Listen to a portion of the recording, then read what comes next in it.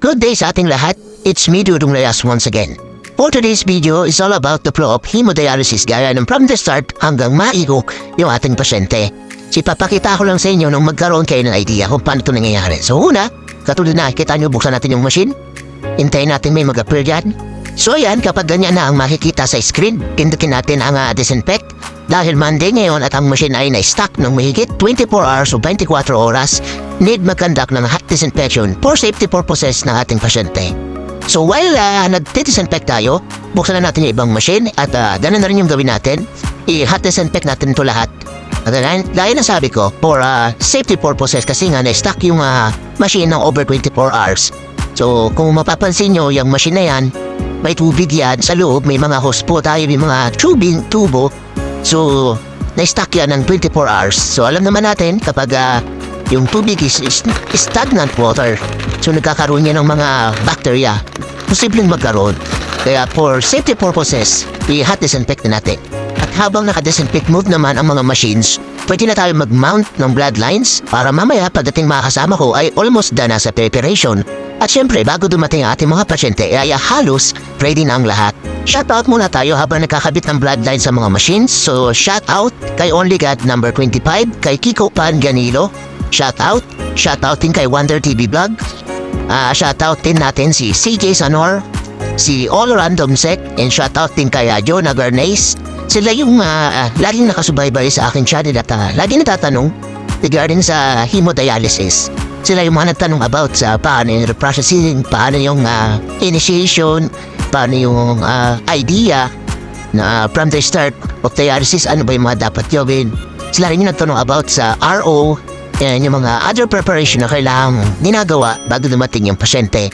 So maraming salamat sa inyong lahat na patuloy na nagko-comment at nagtatanong sa aking YouTube channel.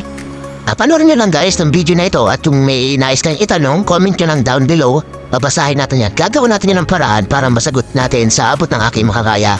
So muli maraming salamat sa mga subscriber ko at sa mga followers ko. Back tayo dito sa pagkakabit ng bloodline. So kung makikita nyo, nandito na tayo sa part na nilalagyan na natin yung bloodline. Kung mapapansin nyo guys, itong Fresenius machine, wala siyang color coding na katulad na makikita nyo sa B-Broad. Meron siyang mga color na susundan nyo. Then, doon sa B-Broad, may mga arrow din siya na susundan nyo kapag ilalagay niya na yung bloodline. Dito sa Fresenius, plain lang yung makikita mo. Kumbaga, ikaw na yung bahala kung alin yung uunahin mo. Pero, almost the same lang din naman siya sa B-Broad. Ang pinakaiba lang sa B-Broad, meron siyang mga color coding and arrows kung saan mo ilalagay yung mga bloodline. Dito naman sa Fresenius, madali lang rin. Basta alam mo lang kung nasan yung pump, alam mo kung nasan yung para sa mga chamber, hindi ka mali dito. Naalala ko guys, nung bago pa ako, less than 1 month, nagpa-practice ako maglagay ng bloodline sa machine. At dahil hindi pa kami nag-ooperate noon, sinamantala ko yun. So meron akong bloodline, and araw-araw kapag pumapasok ko sa office namin, yan yung ginagawa ko. Nagkakabit ako ng bloodline, then nagpa-practice din ako mag-processing ng dialyzer. That time, wala pa kaming pasyente.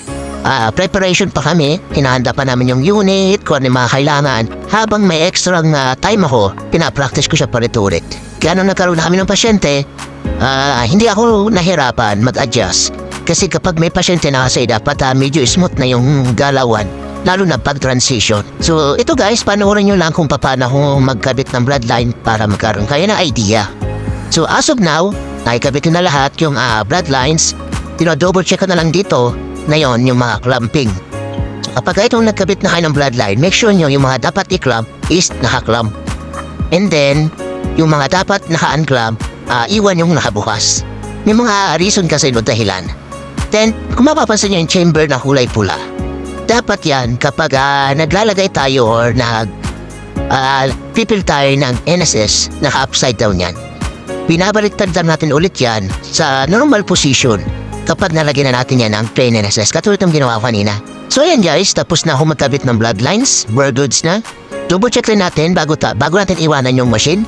So ayan, habang wala pang pasyente, punta muna tayo dito sa reprocessing area kung saan naka-stored yung mga dialyzer. So dito, ang gagawin natin, yung mga dialyzer ng pasyenteng naka-schedule na yung araw, ilalabas na natin. Kasi kung mamaya pa natin yung kukunin, ang laking hassle. So kung may extra time ka, Habang wala pa yung mga pasyente, ilabas na natin yung mga dialyzer ng pasyenteng isasalang today. Para pagdating nila, yung mga kasama kong nurse kuha na ng kuha dun sa dialyzer rack. Shortcut na tayo mga guys para maiksi lang yung ating video. This time around, meron na tayong pasyente and part na ito ng initiation. So meron na rin tayong kasamang nurse. So shout out sa ating nurse si Ma'am Jonah. Napaka-energetic niyan at shout out din sa ating pasyente. Nagbigay pa yung tulot sa atin na makasama siya sa video para maging kompleto yung ating demo o yung blood natin para sa initiation ng hemodialysis. So shout out kay Never Heard. Kung naglalaro kayo ng ML, pwede rin nyo siya ipalo sa ML. Never Heard. Then maraming salamat in advance, Sir Never Heard. So mapapansin nyo guys, nagtutusok na yung ating nurse and kung mapapansin nyo sa pistol needle niya, may color coding din. Parang sa bloodline lang din niya may color coding. Dalawa rin yung color coding niya, kulay pula at kulay blue. So laging tatandaan, kulay pula stands for arterial and kulay blue stands for venous. Pero minsan walang color coding niya nga pistol needle na yan. Minsan may dinideliver sa amin na walang kulay. O minsan naman parehas ng kulay. So ang nangyayari dyan, ang ginagawa na lang o tandaan nyo na lang sa pagtutusok ang pag nakita nyo nasa baba yung karayom, ibig sabihin arterial yon. Then kapag nasa taas, venous. Yun lang yung palatandaan namin at ng mga ibang kasamang nurse namin. Kasi ang baba, ito si Ma'am Jonah siya nagpuso, tas ang nagamit niyang pistolan dito is yung paras ng kulay o kaya walang color coding. Ang ginagawa na yung mga ibang kasama, tinitingnan na nila kung nasaan yung babatas. Doon sila nagbe-base kung alin ang arterial at ang venous. So ayan, almost done na yung preparation. Kapag tusok na, naitusok na yung arterial at yung venous. So ayan, okay yung pressure niya. Makikita nyo guys, para naglalaro yung tubo. So ayan, sumenyas natin nurse, okay na. So dito, naka-prime yung ating dialyzer ng ating pasyente si Never Heard. So sa dialyzer guys, dapat nakasulat din yung pangalan ng pasyente. Then bago natin yan i-prime, pinapakita yan sa pasyente, pinapa-acknowledge yan o pinapa-verify natin yan kung tama ba yung dialyzer na kinabit natin o ilagay natin sa machine. Then, double check din natin yan pa nagpa-prime tayo. Then, yung ginagawa naman ng nurse this time around, nagsaset na siya ng UF volume kung ilan yung hahatakin sa pasyente. Yung sineset na niya, pati yung heparin, sineset na rin niya yan. So lahat, bago magsimula, preparation talaga yan. Then, double check din natin yan para pagdating sa pasyente, wala nang problema. Basta lagi natin tatandaan guys, kapag hindi tayo sure, stop, look, listen, double check. Yun lagi ang ginagawa. Yun na yung pinaka-tips ko sa inyo guys. So ito na guys, nagdo-double check na yung ating kasamang nurse. Double check niya kung tama yung nilagay ng UF, kung mataas ba o mababa. Then nagdo-double check rin siya sa in-input niyang heparin, kung regular heparin ba o low dose. Meron kasing ganong set. Then yung blood pump, dapat mababa lang muna yan bago i-start ng dialysis machine. And then lastly, machi-check naman siya nung tubig sa loob ng bloodline gamit ng residual test strip para malaman kung ready na ang dialyzer. Pag hindi nagbago ang color ng test strip from white, it means ready to go na ang pagdadialysis ni pasyente. Ngunit, kung nagkulay blue naman ang test strip, hindi pa pwede mag-go ang dialysis ni pasyente.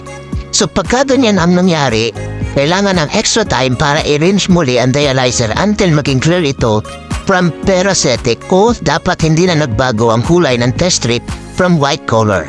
So katulad niyang kulay white, goods to go na. So, ibig sabihin niyan, ready na ang lahat, i-connect na lang sa pasyente. Kayo ba guys, gumagamit din ba kayo ng test strip, residual test strip, at parasitic test strip? Kung sakaling hindi naman, ano paraan guys ang ginagawa nyo para malaman nyo kung ready na ba o hindi ang dialyzer ni pasyente? Comment nyo naman sa baba guys, nang sa ganon, makatulong sa ating viewers at mag-idea yung ating mga followers and subscriber. Maraming salamat guys. Dito guys, yung ginagawa natin kasamang nurse, kinukunik na yung venous line. Doon sa line ng NSS, naka-open clamp yan lahat. Then naka-open din yung NSS, pinapaliwanag niya dito. Sana guys, nasusundan nyo pa rin yung aking sinasabi. We're almost done na sa initiation. So ito na guys, yung arterial na yung tinuturo ng nurse. Iko-connect na yan sa ating pasyente. So pansinin nyo yung color coding niya, pula sa pula. Then yung tinuturo ng nurse, minimake sure niya lang nakatusok yung arterial sa baba. At tulad ng sabi ko kanina, pag nasa baba, arterial, pag nasa taas, venous. So, inirelease niya rin yung pressure na nakakonect sa pasyente. Then, ayan i-open yung mga clamp. This one, sa may NSS, dapat nakabukas yan. Naka-unclamp yung venous line. Then, start natin. Then tinuturo ng nurse yung blood pump dapat mababa lang. UF on, i-on na natin yan. Pagdating guys sa blood pump, case to case yan kasi may mga doctor's order pa din yan. Yung doctor's order na 80 lang, 200, 250, 300. So depende pa rin dun sa doctor's order yung set ng blood pump. So pagka ganyan, we're all goods na. Tumadari yung dugo, hindi nasasaktan yung pasyente dun sa paglabas ng dugo sa dye niya.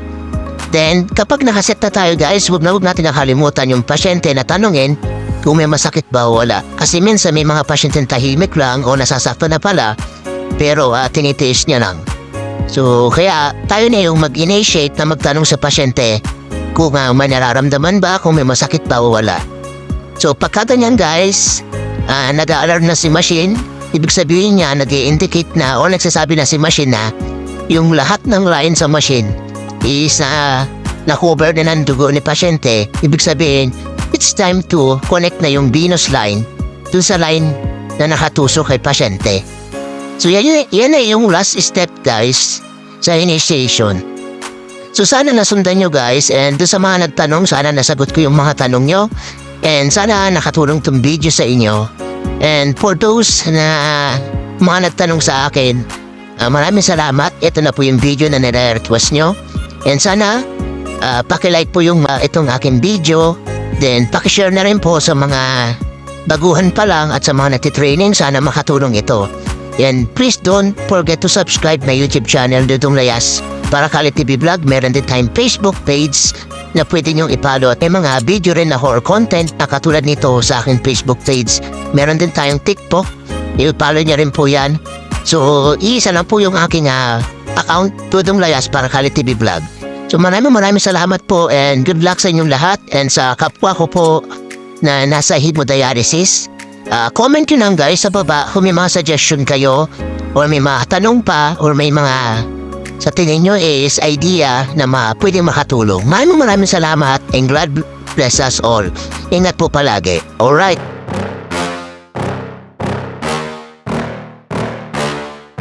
Yeah. Please tell me that I can't, that I won't, that I fail, that I'll never make it out, yeah. Please tell me all the bad